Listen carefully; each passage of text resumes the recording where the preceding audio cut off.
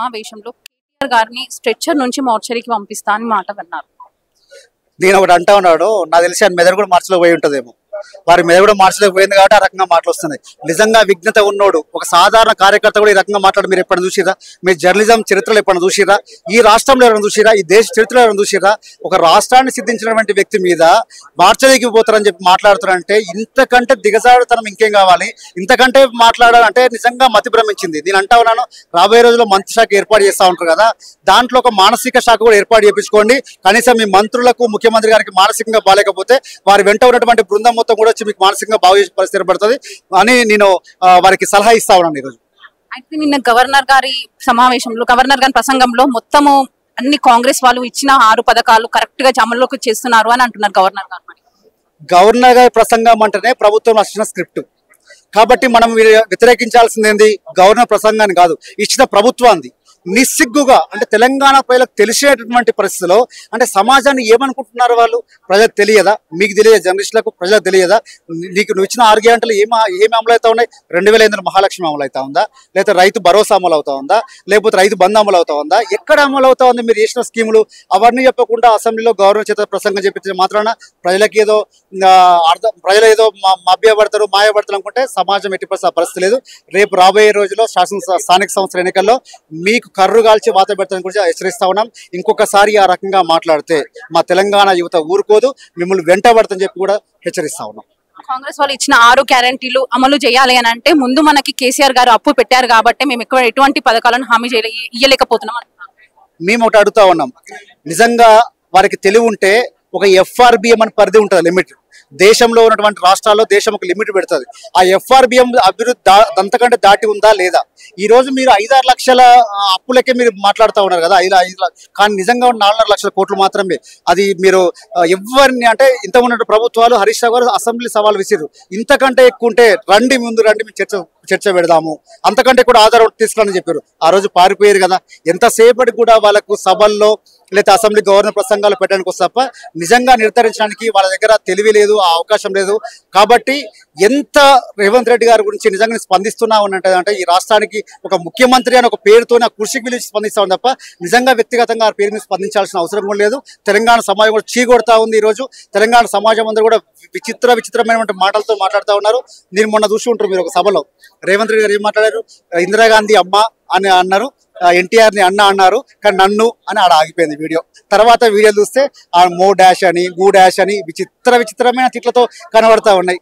నిజంగా నీకు తెలివి ఉంటే, నీకు ప్రజల మీద ఒక అవగాహన ఉంటే అట్లాంటి వీడియోలు తెప్పించుకొని ఎందుకు మాట్లాడుతూ ఉన్నారు? వాళ్ళకు నేను ఇచ్చిన హామీలు ఏంది, నేను ఎందుకు చేయలేకపోతా ఉన్నాను, ప్రజలకు ఇచ్చినటువంటి హామీలు ఎక్కడ చేయలేకపోతా ఉన్నాను, ఎవరిని మోసం చేస్తామని చెప్పి తెలుసుకోవాల్సిన విషయం ఉంది. ఇప్పటికే దాని మీద ఖచ్చితంగా కఠినంగా నేను ఒకటే మాట ఏమంటా ఉన్నాను ముఖ్యమంత్రి రేవంత్ రెడ్డి గారిని, ఇప్పటికైనా సరే మీ మానసిక పరిస్థితి బాగాలేదు, ఆ శాఖ పెట్టుకోండి, మానసిక వైద్య బృందం మీ దగ్గర పెట్టుకోండి. లేదు ఇదే రకంగా మాట్లాడుతూ ఉంటామో తెలంగాణ సమాజం అందరూ కూడా ఒక BRS పార్టీ కార్యకర్తలే కాదు, సమాజం అంతా కూడా మీ వెనకబడుతుంది, వెంటబడుతుంది. సీఎం రేవంత్ రెడ్డి గారి సభ ఏదైనా సరే దాంట్లో ఫస్ట్ ఒకటే మాట KCR, KTR గారు అండ్ హరీష్ రావు గారు అనే ముగ్గురు పేర్లే వినిపిస్తున్నాయి. వాళ్ళకి సబ్జెక్ట్ లేదు కదా, సబ్జెక్ట్ లేదు, ఆబ్జెక్ట్ లేదు, వాళ్ళ దగ్గర ఏం చెప్పాలని తెలియదు, ఏం చేసారో చెప్పలేరు. కాబట్టి ఎంతసేపు సైడ్ ట్రాక్. ఉద్యోగస్తుల దగ్గర పోయి ఇచ్చేటటువంటి పత్రాలకు కూడా KCR తిట్టడం ఎందుకండి? ఇంతకుముందు కూడా అదే రకంగా తిట్టారు కదా.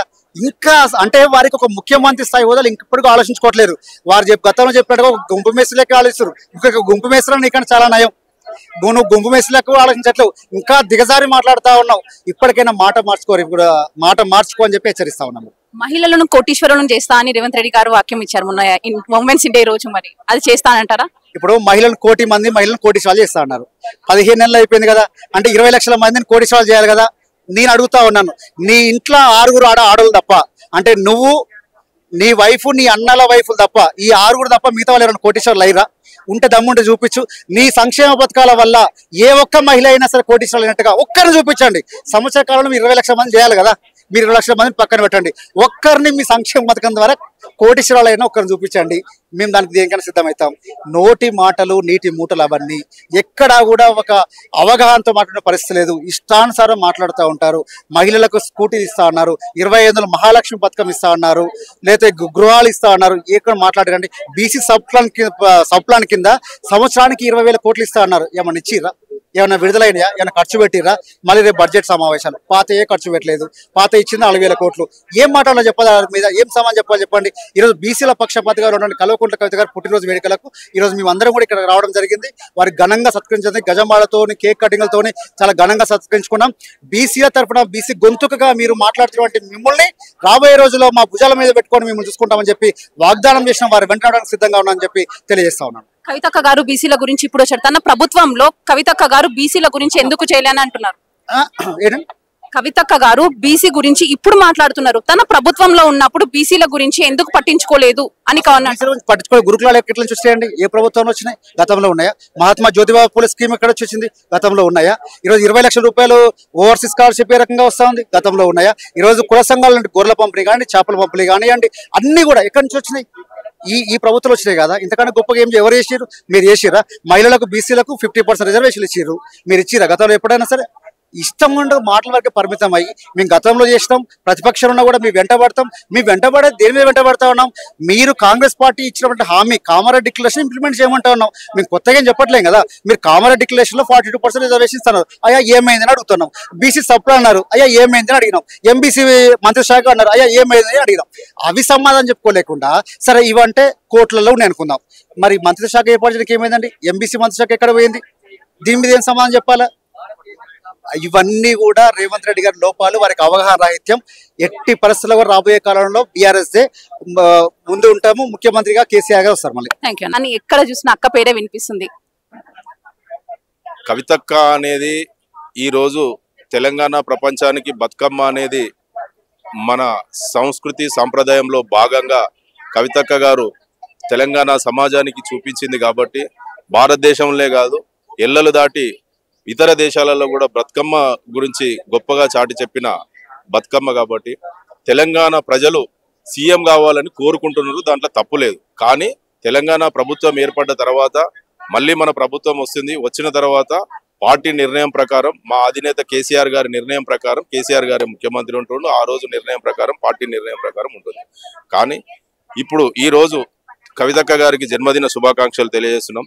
ముఖ్యంగా రేవంత్ రెడ్డి అనేట ఆయన, ప్రతి వాళ్ళు కూడా రేవంత్ రెడ్డి గురించి అడుగుతారు కానీ రేవంత్ రెడ్డి అనేట ఆయనను సీఎం అని ఎవరు గుర్తిస్తలేరు, వాళ్ళ పార్టీ వాళ్ళు గుర్తిస్తలేరు. కాబట్టే ఆయన ప్రెస్టేషన్ లో ఆయన మర్చిపోయి ఏం మాట్లాడుతుండో, ఆయనకు ప్రెస్టేషన్ లో తట్టుకోలేక ఆయన బాధను దిగమింగుకోలేక బయటికి కక్కడం కోసం బయటికి చూస్తే ఎవరినేమనాలో ఆయనకు అర్థం కాని పరిస్థితిలో కేసీఆర్ గారిని అంటే ఆ బాధ పోతుందని చెప్పేసి ఆయన ఒక మాటలు చెప్తుండు. కానీ అది ఆయనకు ఖబర్దార్ రేవంత్ రెడ్డి గారు రేపు తెలంగాణ గ్రామాల్లో కానివ్వండి, తెలంగాణ పల్లెల్లో కానీ ఎక్కడ కూడా ఎక్కడికక్కడ అడ్డుకోవడానికి కూడా మేము సిద్ధంగా ఉంటాం. ఎందుకంటే ఒక తండ్రి లాంటి కేసీఆర్ గారు, తండ్రి లాంటి వయసున్న కేసీఆర్ గారు తెలంగాణ 60 ఏళ్ళ కళ సాధించి పెట్టిన కేసీఆర్ గారిని మీరు అనుచిత వాక్యాలు మాట్లాడడం చాలా తప్పు. ఎందుకంటే మీరు సీఎం అన్న విషయం మా పార్టీ వాళ్ళే కాదు, మీ పార్టీ వాళ్ళు కూడా మిమ్మల్ని గుర్తిస్తలేరు. మీరు తెలంగాణ ప్రజలు, సామాన్య ప్రజలు కూడా సీఎం అంటే గతంలో కేసీఆర్ గారు, రాజశేఖర్ రెడ్డి గారు, ఎన్టీ రామారావు గారు, చంద్రబాబు నాయుడు గారు అని చెప్పేసి తెలంగాణ ప్రజలు గతంలో పార్టీలకు అతీతంగా అనుకునేది. కానీ ఈయనకు ఈ రోజు తెలంగాణ ప్రజలు ఏ విధంగా మాట్లాడుతున్నారో, ఆయన కొండారెడ్డి పల్లెలు కానివ్వండి, కొడంగల్ ఆయన నియోజకవర్గంలో కానివ్వండి, తెలంగాణలో ఏ పల్లెలు పోయినా రేవంత్ రెడ్డి అనే పేరు వినగానే ఏ విధంగా మాట్లాడుతున్నారో మనం అందరం చూస్తున్నాం. అదే విధంగా ఆయన పార్టీ వాళ్ళు కూడా ముఖ్యమంత్రి అనేది కూడా ఆయన మర్చిపోయి సీదా ఆయన క్యాబినెట్ మినిస్టర్ అయినటువంటి, ఆయన క్యాబినెట్ లో ఉన్నటువంటి జూపల్లి కృష్ణారావు గారు కూడా ఆయన కూడా తెలంగాణ ముఖ్యమంత్రి కేటీ రామారావు అంటున్నాడు. జగ్గారెడ్డి గారు మాట్లాడుతున్నారు. అదే విధంగా నిన్నగాక మొన్న వచ్చినటువంటి వాళ్ళ రాష్ట్ర ఇన్ఛార్జ్ మీనాక్షి నటరాజన్ గారు కూడా ఆమె కూడా ఆయనను మర్చిపోయింది. అదే విధంగా కేంద్ర మంత్రులు కూడా హైదరాబాద్ వచ్చినప్పుడు పక్కనే ఉన్నా కూడా తెలంగాణ ముఖ్యమంత్రి ఆయన ఎవరు అనేది కూడా వాళ్ళు తడబడుతున్నారు, సినిమా వాళ్ళు తడబడుతున్నారు. ఆయనను ముఖ్యమంత్రి అనేది ఎవరు చూస్తలేరు. కాబట్టి అందుకోసం మాత్రమే ఆయన కేవలం ఆయన ప్రెస్టేషన్ లో ఎక్కడ ఆయన పదవి ఊడిపోతుందో అన్న బాధతోటి మాత్రమే ఈ విధంగా కేసీఆర్ గారి మీద అనుచిత వ్యాఖ్యలు మాట్లాడుతూ ఇంకొకసారి ఖబర్దార్ రేవంత్ రెడ్డి గారు, మీరు ముఖ్యమంత్రి అనే సోయి తెచ్చుకొని మీకు తెలంగాణ ప్రజలకు ఏమైతే హామీలు ఇచ్చారో ఆ హామీలు నిలబెట్టుకోండి. ఆ రోజు మీరే చెప్పారు తెలంగాణకు 6 లక్షల కోట్ల అప్పులు ఉందని చెప్పి ప్రతి బహిరంగ సభలో చెప్పారు. మరి ఈ రోజు లెక్కల ప్రకారంగానైతే 4 లక్షల కోట్ల రూపాయల అప్పులు అని చెప్పేసి మీకు ఆర్బీఐ లెక్కల ప్రకారంగా ఉంది. దాన్ని మర్చిపోయి ఈ రోజులో 6 లక్షల కోట్లు 7 లక్షల కోట్లు అని చెప్పేసి అబద్ధపు మాటలు మాట్లాడుతుండు. మరి మీరు మాత్రం 15 నెలలకే 1,50,000 కోట్ల రూపాయలు అప్పు తెచ్చి ఒక సంక్షేమ పథకం మీరు ఇచ్చిన గ్యారంటీలు కానివ్వండి, 420 హామీలు కానివ్వండి, ఎక్కడ కూడా మీరు ఇచ్చిన నిలబెట్టుకునేందుకు పోక ఇంకా ఇప్పుడు ఏం మాట్లాడుతున్నారు, నేను లంక బిందెల కోసం వచ్చినా, ఇలా లంక బిందెలు ఉన్నాయేమో అని చెప్పేసి లంక బిందెల కోసం వచ్చేటోళ్ళు అర్ధరాత్రి దొంగలు మాత్రమే వస్తారు, కానీ ముఖ్యమంత్రి హోదాలో ఉన్న వాళ్ళు లంక బిందెలు రారన్నది రేవంత్ రెడ్డి గారు గుర్తించుకోవాలి. అదే విధంగా నిన్న ఒక బహిరంగ సభలో ఆయన ఏం చెప్తున్నారు, కేసీఆర్ గారి గురించి తప్పుగా మాట్లాడిండు, అది తప్పు. ఇంకో విధంగా ఇందులో నా దగ్గర నిధులు లేవు, నేను నా జేబులోకి వెళ్ళి డబ్బులన్నీ పెట్టేస్తున్నా, నేను అప్పులు కట్టలేకపోతున్నా, నేను ఏ సంక్షేమ పథకాలు ఇవ్వలేకపోతున్నా, ఈ రాష్ట్రాన్ని ఎట్లా పరిపాలించాలో నాకు అర్థమైతే లేదని చెప్తున్నప్పుడే నువ్వు చేతులు ఎత్తేసినావు. నీకు ముఖ్యమంత్రి ఆ సీట్లో ఉండడానికి నువ్వు అర్హుడవు కావు. మీరు తక్షణం ఆ సీట్ను ఖాళీ చేసి తెలంగాణ ప్రజలు ఎవరో ఒక సామాన్య ప్రజలకు మీరు తెలంగాణ ఏ విధంగా మీ పార్టీలో ఉన్న వాళ్ళనైనా పెట్టి కనీసం మీరు ఇచ్చిన హామీలు నిలబెట్టుకోవాలని చెప్పేసి మేము ఆయనకు తెలియజేస్తున్నాం, డిమాండ్ చేస్తున్నాం. నమస్తే అక్క. ఈరోజు మా ఆత్మీయ సోదరి తెలంగాణ ఆడబిడ్డ, తెలంగాణ బతుకమ్మ, మా కవితక్క గారి పుట్టినరోజు సందర్భంగా కవితక్క గారి ఇంటి దగ్గర కోలాహలంగా మన బతుకమ్మ సంబరాల లాగా మా కవితక్క పుట్టినరోజు సంబరాలు అంగరంగ వైభవంగా ప్రతి ఒక్క అక్క చెల్లెళ్ళు అన్నదమ్ములు అందరూ కూడా నిర్వహించుకుంటున్నారు.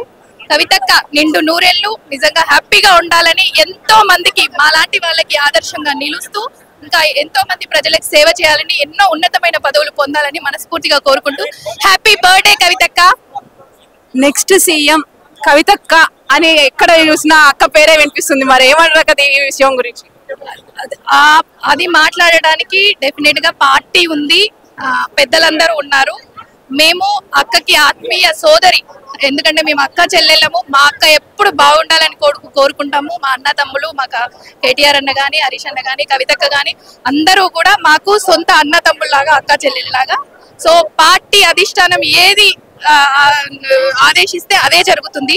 ఎవరో ఏదో అనుకున్నంత మాత్రాన్నో లేకపోతే ఏదో అన్నంత మాత్రాన్నో అది ఇది కాదు. ఎవరు క్యాపబుల్ ఉంటారో వాళ్ళకి పెద్దసారికి తెలుసు, పెద్దసారి చేస్తారు. అక్క నిన్న రేవంత్ రెడ్డి గారు ఒక మాట అన్నారు, కవితక్కకి దీటుగా విజయశాంతి గారిని కాంగ్రెస్ లో తింపాము, ఇప్పుడు కాంగ్రెస్ కి ఇప్పుడు తెలిసిపోతుంది ఇప్పుడు కవితక్కనా లేదా విజయశాంతి గారా అని. కవితక్కకు దీటు ఎవరు లేరు, తెలంగాణలో ఎవరు రారు.